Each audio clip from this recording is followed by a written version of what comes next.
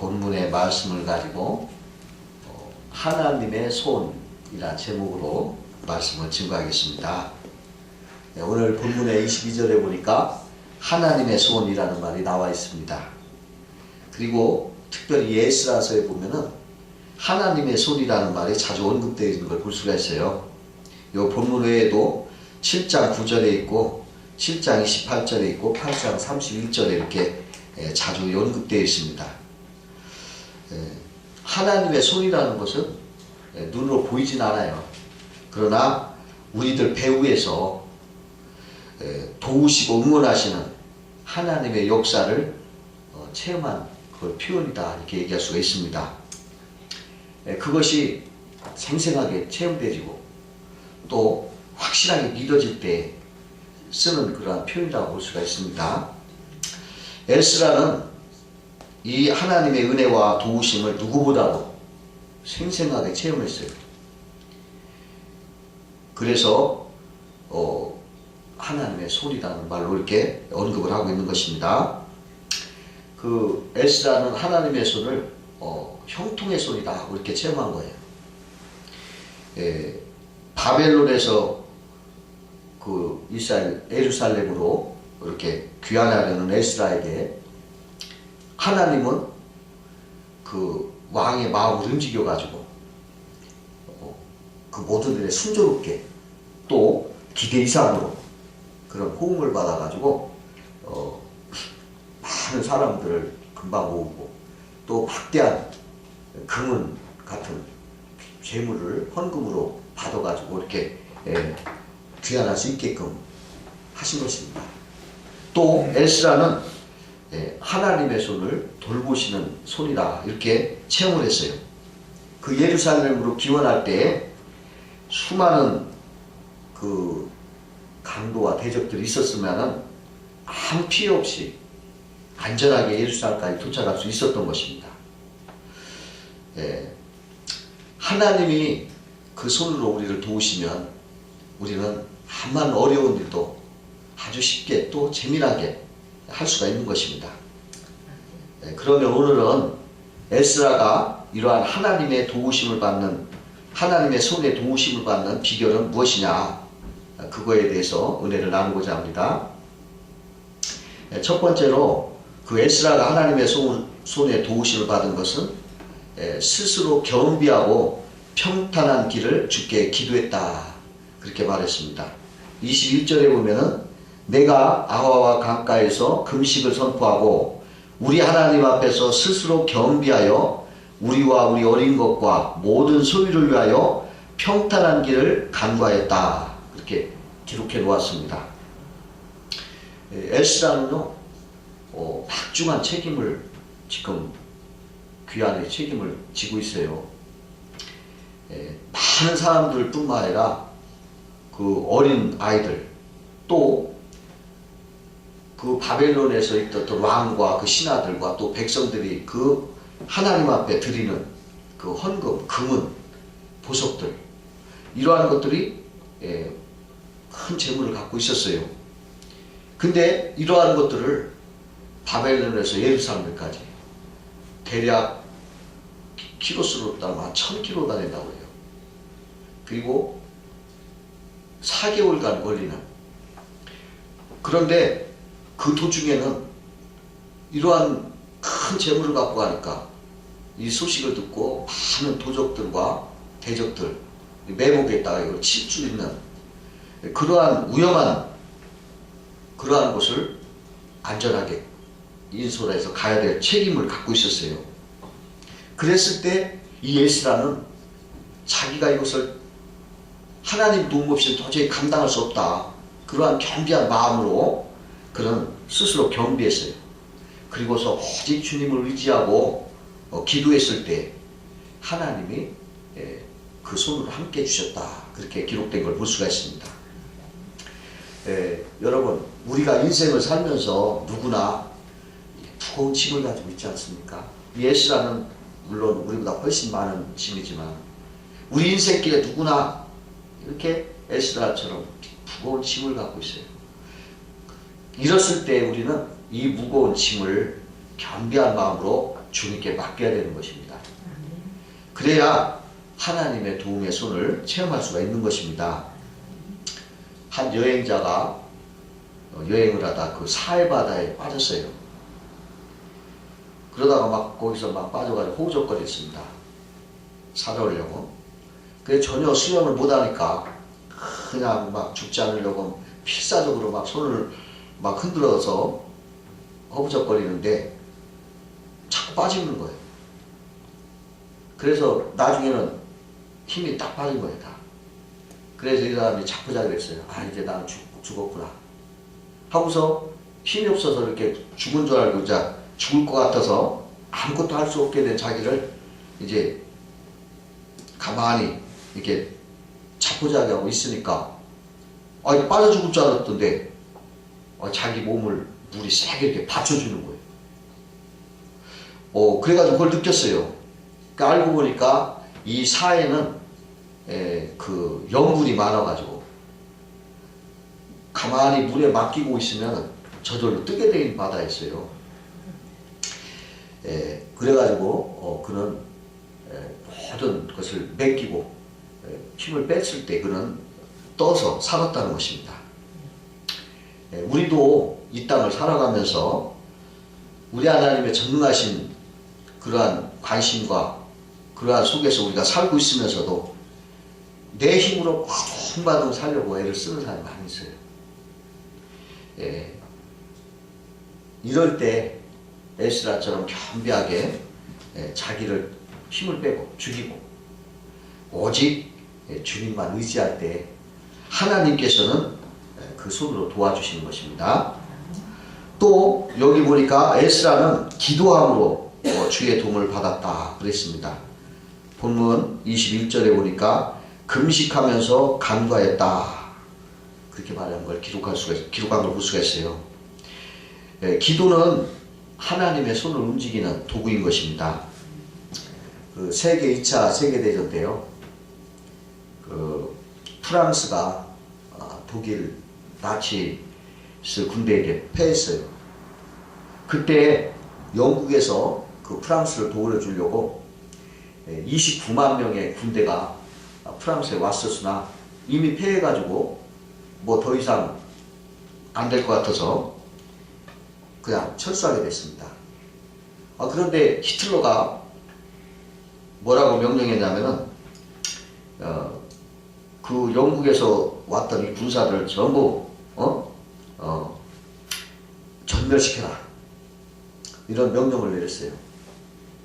그랬을 때 그 영국 왕 조지 6세는 영국 군대가 무사히 돌아오도록 그 기도를 선포했어요. 그래가지고 기도의 날을 선포하고서 전 국민에게 기도를 요청을 했습니다. 그래서 전 국민이 기도를 했는데 그 기도 후에 놀라운 기적이 나타났어요. 그게 뭐냐면 그 영국군이 철수하는 그날에 그 독일군 그 편에는 큰 폭풍우가 부려닥친 거예요. 그냥 바람이 불고 막 비가 막 얼마나 떴는지 비행기가 못 뜬 거예요. 그 다음에 탱크도 비가 너무 오니까 갈 수가 없었어요. 꼼짝 못 했던 거예요. 그런데 영국군이 철수하려던 도보 해역은 아주 맑은 거야. 바람 한 점 없고 그 바다가 너무 잔잔하고 평화롭고 그래가지고 수많은 배들이 와가지고 군인들 29만 명을 태워가지고 무사히 철수를 했어요. 영국 국민이 기도날 선포하고 기도했을 때 이러한 기적이 일어나서 그 영국군을 다 살렸던 것을 볼 수가 있어요. 이 기도는 하나님의 손을 움직이는 그러한 도구인 것입니다. 두 번째로 이 에스라가 그 하나님의 손을 힘입은 것은 신앙의 고백대로 신앙의 양심을 지켰을 때 하나님의 손을 체험했다. 그렇게 성경은 말하고 있습니다. 오늘 본문에 보면은 이스라엘 왕이 호위가 있어서 지금 이 위험하고 먼 길을 에스라가 떠나려고 했을 때 무장한 보병과 마병을 지원받을 수가 있었어요. 요청만 하면. 에스라가. 그런데 그가 왕에게 그렇게 하지 않았어요. 왜 그러냐면은 왕에게 어떻게 말을 했었냐면은 하나님은 자기를 찾는 모든 자에게 선을 베푸시고 자기를 배반하는 모든 자에게 권능과 진노를 베푸신다 하였으므로 우리를 도울 보병과 만명을 왕에게 구하기를 부끄러워했다. 그렇게 22절에 이렇게 기록한 걸 볼 수가 있어요. 자기가 한 말이 있거든요. 하나님이 그를 따른 자는 언제나 도와주신다. 그런 말을 했는데 지금 위험하다고 보병하고 마병을 달라고 하면은 자기 말에 자기가 스스로 잘못된 거죠. 그러니까 그 말을 하지 못하고 요청하지 않고 그 자기 말한 대로 그 믿음으로 그 위험한 그 먼 길, 위험한 그 길을 그냥 믿음으로 자기 양심대로 나간 거예요. 그랬을 때 기적이 나타났다는 것입니다. 지금 그 에스라는 자기 말한 대로 표리부동하지 않고 그냥 자기가 신앙 고백대로 그냥 행했어요. 위험하지만 하나님이 도와주신다고 믿음으로. 그랬을 때 하나님이 그 신앙대로 대적을 막아줘서 이스라엘에 잘 도착하게 하셨던 것입니다. 하나님께서는 이렇게 정직한 신앙의 양심을 가진 사람들에게 하나님의 손으로 도우신다.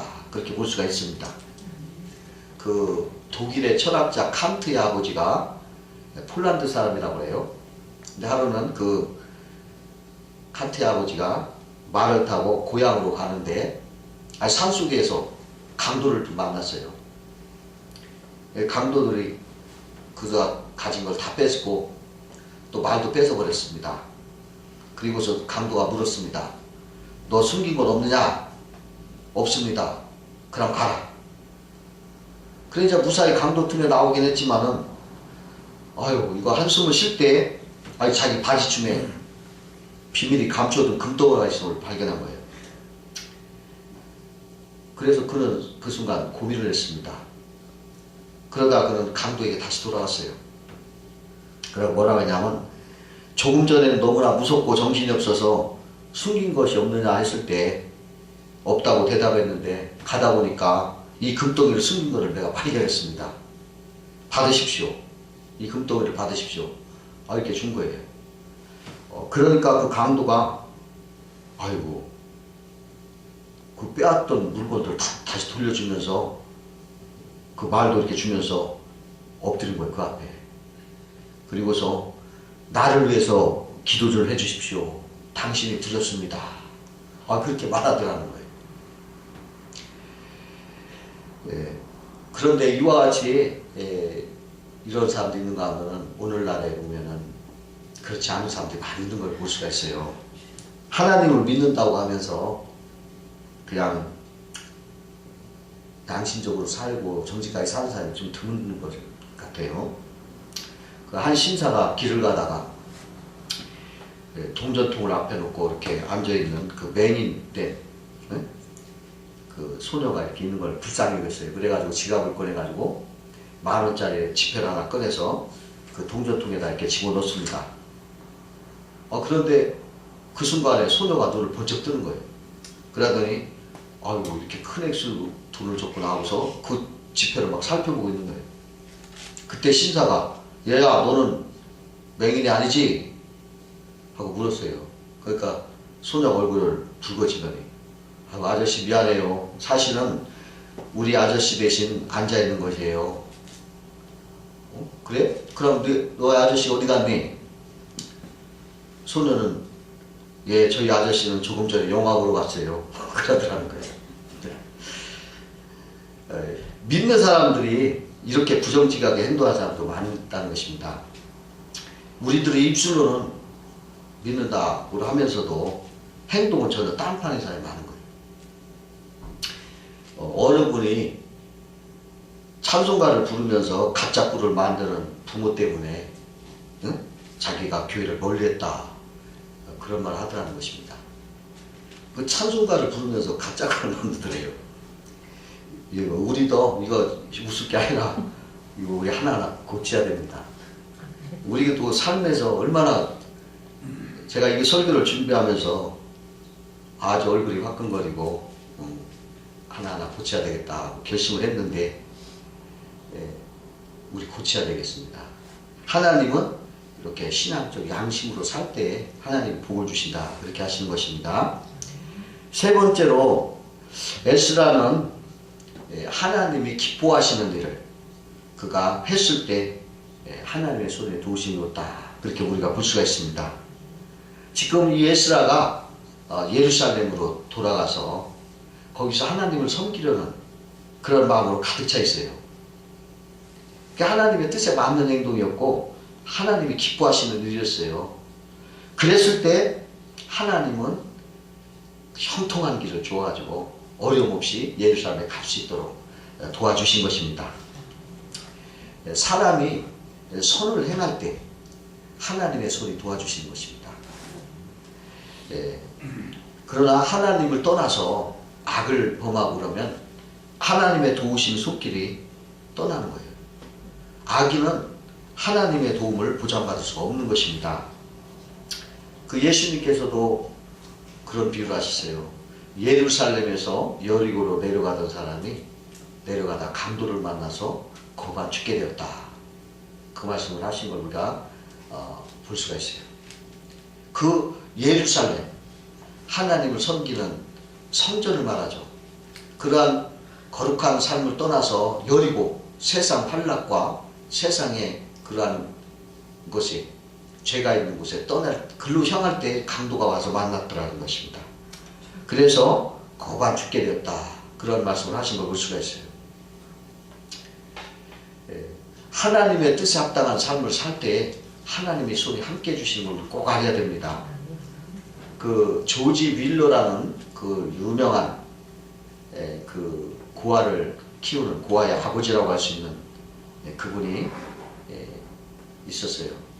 근데 그분은 성경을 읽다가 하나님이 기뻐하시는 일을 발견했는데 그게 뭐냐면은 내가 고아들을 키워야 되겠다. 고아들을 키워야 되겠다. 그래서 그것에 대해서 은혜를 받아가지고 그걸 했어요. 근데 그게 하나님의 뜻에 합당했습니다. 그래가지고 그가 그것을 하는데 하나님의 손이 계속 함께 하셔서 그가 평생에 5만 번의 기도에 응답을 받았다고 해요. 그래서 제가 어느 날 이렇게 한번 계산을 해봤더니 하루에 3번 정도 그분이 93세인가 98세인가 돌아가셨는데 한 70년을 따져서 계산을 해봤더니 하루에 3번 응답대를 쓰더라고요. 거의. 그런데 아침, 점심, 저녁 그 고아들 한 번도 굶기지 않은 거예요. 이렇게 이렇게 응답으로 사주셨구나. 네, 그러한 것을 제가 발견했어요. 그 어떤 일이 있었냐면 그 조지 밀러가 어느 날 하루나는 고아원에 양식이 떨어진 거예요. 그래서 그 저녁 식사 시간이 되었는데 요리사가 막 쫓아와서 지금 양식이 떨어져서 지금 밥을 차릴 수가 없습니다. 그렇게 말하는 거예요. 그러니까 조지 밀러가 그거 염려하지 말고 식사 시간 종을 치세요. 그리고 아이들 식당에 모이기 위해서 식사를 하도록 앉혀놓으세요. 그러니까 이제 식사종이 나니까 아이들이 전부 와서 식사 자리에 앉았어요.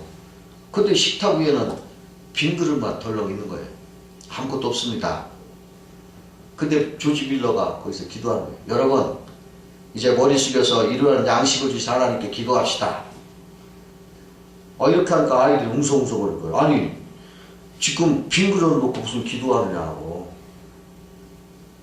그러니까 그 소리를 들은 밀러가 염려하지 마세요. 하나님께서 곧 주실 것입니다.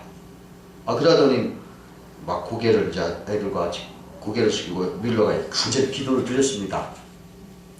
근데 기도가 막 끝나니까 어떤 남자가 인부들을 시켜가지고 큰 통 몇 개를 가지고 막 들어 쓰는 거예요.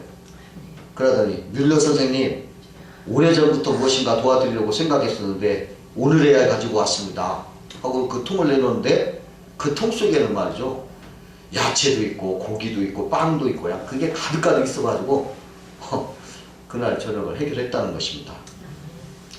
예, 하나님의 뜻에 맞는 행동을 할 때에는 하나님이 책임져 주시고 하나님 계속적으로 역사해 주시는 것입니다. 하나님의 손이 떠나지 않는 거예요. 우리들도 무슨 일을 하든지 하나님의 뜻에 합당한가 우리가 알아서 하나님의 뜻에 맞는 그러한 삶으로 영광을 돌려야 되겠습니다. 다 같이 기도하시겠습니다.